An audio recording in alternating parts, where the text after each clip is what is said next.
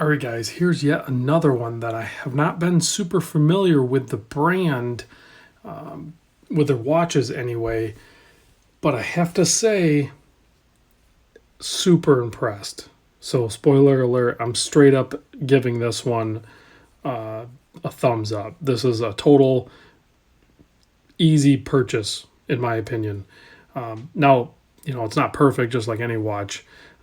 Legibility could be an issue with this one. I can see that. It has thermally blued hands.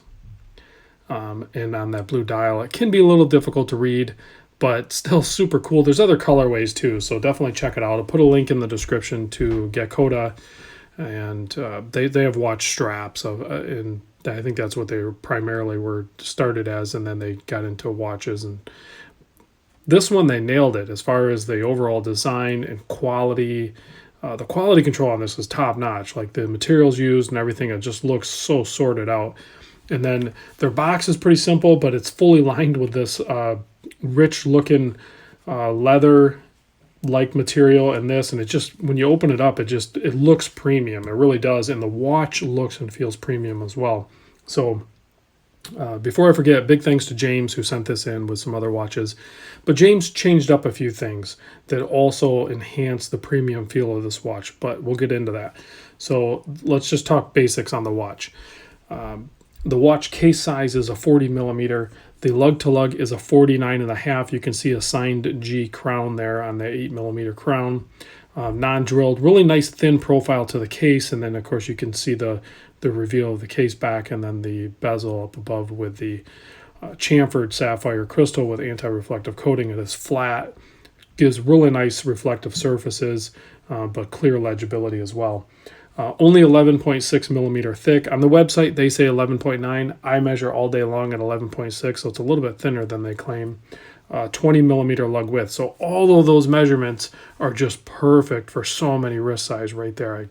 I just, and really a pilot watch typically is larger, but us as the watch community, we know that we prefer this size over like a 47 millimeter style watch like this. At least I do, and I think most of us do. We really like the aesthetics and design of the type B dials or whatever dial you choose of the pilot style watches, but I don't want it in a 47 millimeter. I just don't. So at a 40 mil, this is perfect. Let me give you a wrist shot of this real quick. Now, one of the things James upgraded on this is the strap and the clasp.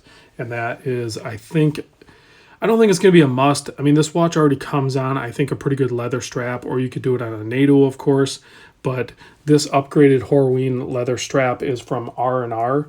I can give you a glimpse of the inside, and it tapers down immediately after it comes off the side of your wrist, and then it has what he claims, I'm not familiar with IWC, but he says it has like an IWC style clasp. So as you can see here, it's a really nice milled out fold over clasp. So, and then you can see that there's the Horween label, and then it is a R&R band. So if you're looking for a really good leather, I think it's a safe bet to look at the R&R Horween style leather straps. This is a really good quality strap. And then this buckle, I don't know if it came with this one or where James got it from. I'll try to find out and put a link in the description. But the finishing on the watch, let's zoom in, take a look. You can see a really nice fine brushing along the side there, really nice polished relief, and then of course the polished on the bezel part, and then that chamfer on the sapphire crystal really adds to the overall look and reflectiveness of all that. Of course, there's a glimpse of the thermally blued hands.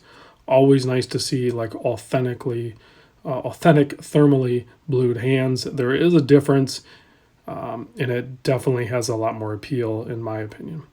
That brilliant blue dial also looks very close. Like if you look at certain angles, it looks really close to those hands. So it could be a little tricky for certain light to get a good legibility on this watch. And it's already kind of busy. There's a lot going on there with that inner chapter ring of the 12-hour, and then of course the outer side there where the minute hand points to the minutes on the fives. So there's a lot going on there, but I don't know, it's pretty easy to read. I guess I don't really have a problem with it.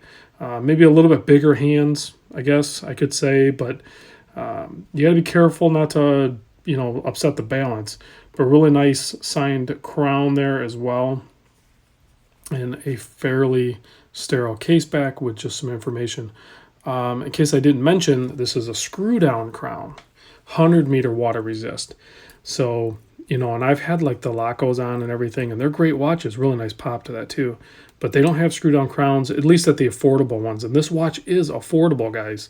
So a little bit of wobble there, nothing to get, upset about. Don't be reefing on it. It's a watch. It's not a, I don't know what. It's not something heavy duty. But this also houses the ETA 2824, and it's probably maybe a base model ETA 2824. It must be, because this guy still falls under $500 US price.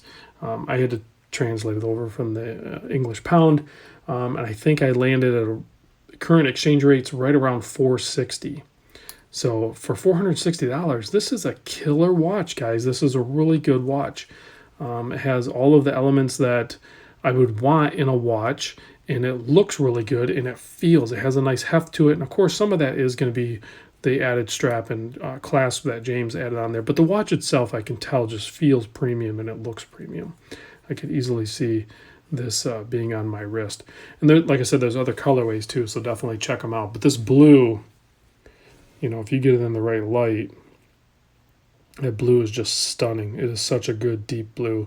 And with that flat sapphire crystal with the anti-reflective coating on the bottom, it looks great. I know I don't do a ton of natural light shots, or almost none.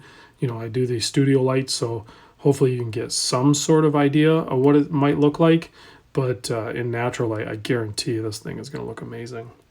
So this is the Geckota K-01 Type B dial. In case I didn't mention, but again, I'll put it all in the description as well. So big thanks to James for lending this in. I really appreciate it. Again, another watch that I really don't think I would have paid much attention to, and I would have missed out. Like, it's a legit good watch, guys. If you're looking for a pilot style watch under the $500 range, consider these. And they make them in a limited, they're not numbered limited edition, but they only make so many of each colorway. I think that's partly to keep the quality control, under control, I guess, so they don't put out junk watches. They want to put out really nice watches, and it shows because they did. So let me give you a lume shot. I have not checked the lume, so I will experience it the first time with you as well. It looks pretty good. It's a little bit different than I was expecting. I thought maybe there would be, because we just have the indices out here, and then we have the minutes. We don't have the hours in the center. So, which I guess is fine. You don't really need that. You can tell the time regardless. And it's not fading super fast or anything like that. So I'm not sure if this has a little bit of a bluish tone to it. So I don't know what formula it is, but maybe BGW9. I'm not sure. So, all right, guys, thanks for watching. I'll see you on the next vid.